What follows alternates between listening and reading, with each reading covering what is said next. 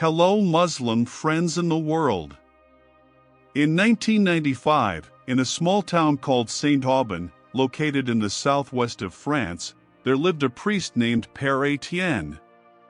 Saint-Aubin was a peaceful town, surrounded by vineyards and charming stone houses. Its community was mostly Catholic, and the old Saint-Aubin Church stood proudly in the center of town, serving as the spiritual and social heart of the local people. Père Étienne was a priest known for his exceptional piety. At the age of 57, he had devoted over 30 years of his life to religious service. Despite living simply, he always tried to be a good example for his congregation. With his black cassock and slightly long gray hair, he could often be seen walking calmly along the town's cobblestone streets, visiting homes, and offering advice and prayers to anyone in need. In 1995, great changes were happening all around the world. Technology was advancing rapidly, social media was beginning to emerge, and the world was becoming more connected through the internet. However, in Saint-Aubin, life remained tranquil, although there were signs of modernity beginning to creep in. Despite being drawn into the changing times, Père Étienne always made an effort to maintain his simplicity. He was not interested in the luxuries or new technologies that were becoming popular. Instead, he chose to focus more on church activities and spiritual service. He believed his role as a priest was to guide his parishioners toward a life closer to God, not to pursue worldly progress.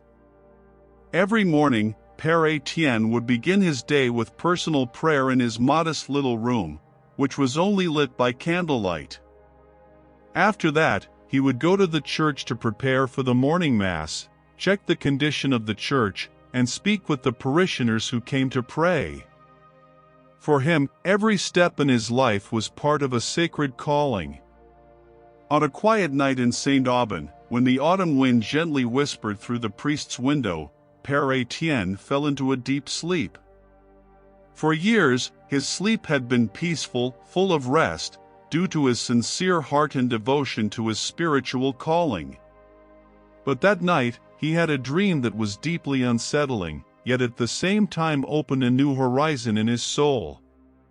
Père Étienne found himself in a place that felt very different from the world he knew. It was vast, bright, and full of peace.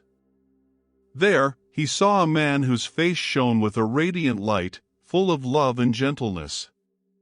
The man wore simple clothes, appeared youthful, and his eyes radiated an indescribable wisdom. As Père Étienne approached, the man looked at him with a smile full of understanding. Without speaking a word, the man gazed at him deeply, as if waiting for something. Unable to contain his curiosity, Père Étienne finally asked, "Who are you? Why do you seem so familiar and full of love?" The man answered in a soft, peaceful voice, "I am Isa, the son of Maryam. I have come to speak with you, to explain something important." Père Étienne was startled, though his heart felt no surprise at the name. He knew who Isa was, Jesus Christ, the central figure in Christian faith. But there was something different about this moment, something he could not explain. Isa looked at him with love and began to speak with a voice that was both firm and gentle. "Père Étienne, I am not God. I am a prophet, a messenger of God. I came to deliver his message to humanity, not to be God. God is the one and only, with no partners. I am his servant, as all the prophets are servants of God." Père Étienne was shocked to hear these words. Until then, he had always taught his congregation that Jesus was God, who came to the world to redeem humanity's sins. But what Isa had said in his dream was very different. He felt as if he were in the midst of a great inner struggle, as if his understanding of faith and God was being tested. Isa continued, "I call upon humanity to follow the true path, the path that leads to peace, goodness, and salvation. However, the most true path is the religion brought by Muhammad, Islam, which calls upon mankind to submit completely to Allah, the one and only." Père Étienne fell silent, his heart racing. Those words struck him like a thunderbolt, disturbing the beliefs he had held so dearly for so long. Isa continued, speaking gently yet with conviction. "Islam is the religion that brings the complete and final guidance from Allah. I did not come to establish a new religion, but to renew the faith of humanity so that they might know Allah in the proper way. Muhammad is the last prophet, and the teachings he brought are the true guidance for life." Père Étienne felt as though the world had stopped spinning. He wanted to speak, but the words were stuck in his throat. Everything he had believed in, everything that had been the foundation of his life, now seemed to be breaking apart. He wanted to ask more, but Isa smiled with understanding and said, "Do not worry, Père Étienne. Every person will find their way to him. What matters is to live in love, in truth, and in loyalty to Allah." Père Étienne awoke, drenched in sweat, his heart pounding. The dream had felt so real, as though he had truly been speaking with Isa. Confusion and astonishment overwhelmed him.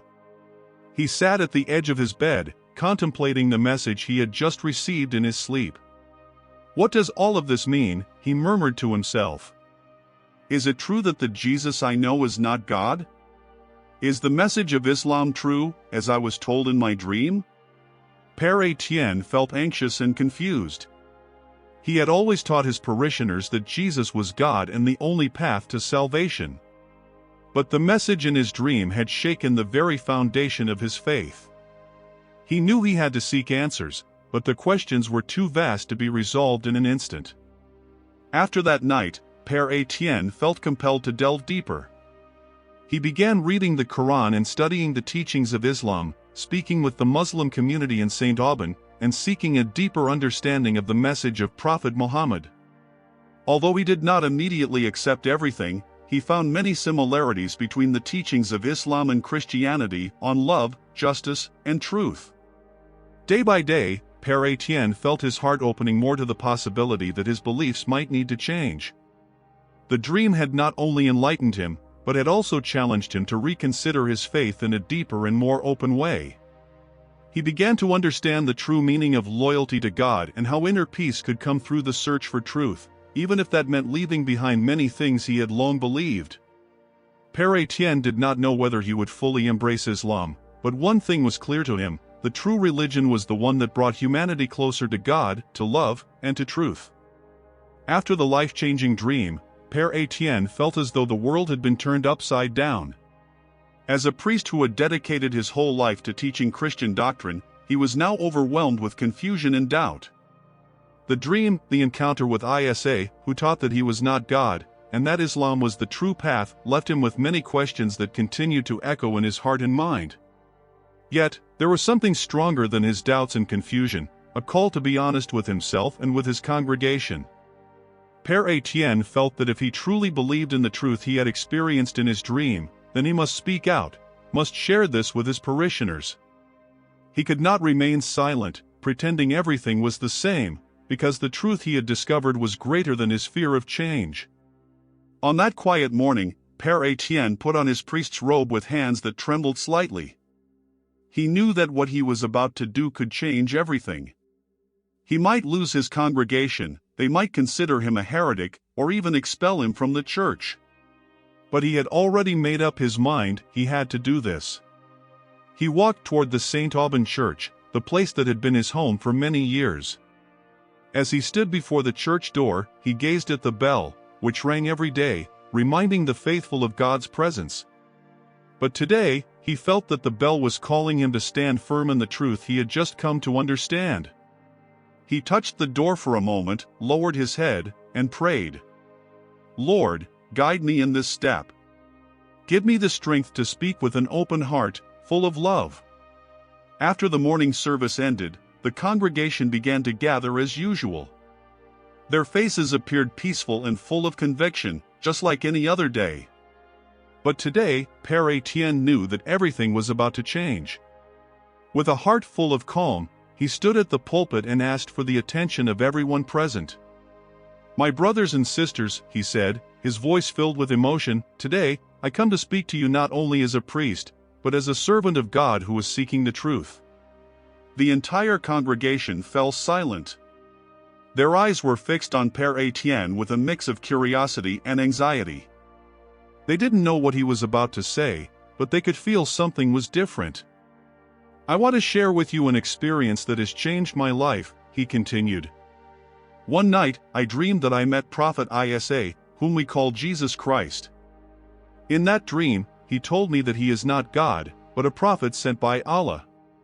He also said that the truest teaching is Islam, which calls humanity to worship the one and only God." Père Étienne could feel the tension building in the air. His parishioners began exchanging glances, some looking shocked, others whispering to each other. "I know this is hard to accept," he went on, "because for so long, we have believed that Jesus is our God, the only path to salvation. But after reflecting on the words of Prophet Isa in my dream, I feel that I can no longer ignore this truth. We must be honest with ourselves and with God. If we truly wish to follow the right path, we must accept that God alone is worthy of worship, and the truest path is the one taught by Prophet Muhammad." A few members of the congregation began to look uneasy. They couldn't imagine a world outside the Christian teachings they held so firmly. But Père Étienne continued, his voice calm yet filled with conviction. "I'm not saying that we should abandon the love that Jesus taught us, or the compassion that is at the core of Christianity. But I believe that the teachings of Islam, with its emphasis on the oneness of God, bring us closer to the true truth. I speak these words from the depths of my heart, because I do not wish to lead you astray. I only want to share what I have discovered in my search for truth." A long silence followed Père Étienne's words. Some in the congregation were visibly shocked, some were in tears, and several older members looked angry, feeling betrayed by what they had just heard. However, among them, there were also some who sat quietly, pondering, trying to understand what their priest had just shared. Jean-Claude, a middle-aged man who had been part of the congregation for many years, stood up with determination.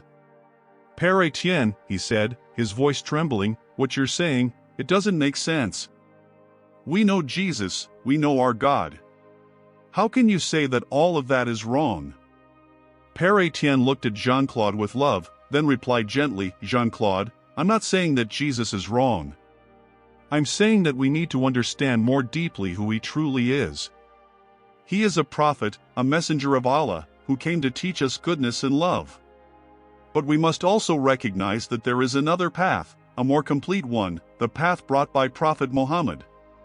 Other people in the church began to speak up, some angry, some confused, and others silent, deep in thought.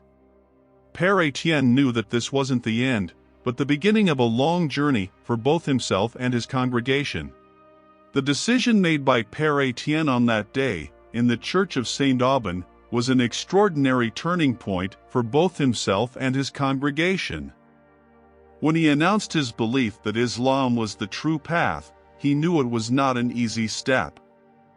However, he felt that his duty was not simply to follow tradition, but to pursue the truth, whatever the cost.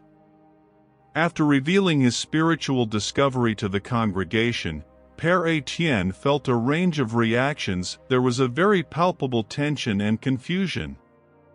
However, there were also some among the congregation who began to question their own beliefs. Many felt intrigued to learn more about Islam after hearing the priest explain what he had experienced. The following days were filled with tension for Père Étienne and the congregation of Saint-Aubin. Some members of the congregation left the church, avoiding their priest who was now considered misguided by many of them. However, there was a small group of people who were eager to learn more about Islam. They felt that there was a truth they hadn't yet discovered in their own religion, and Père Étienne, as a leader they had always respected, had now opened the way for them to explore that path.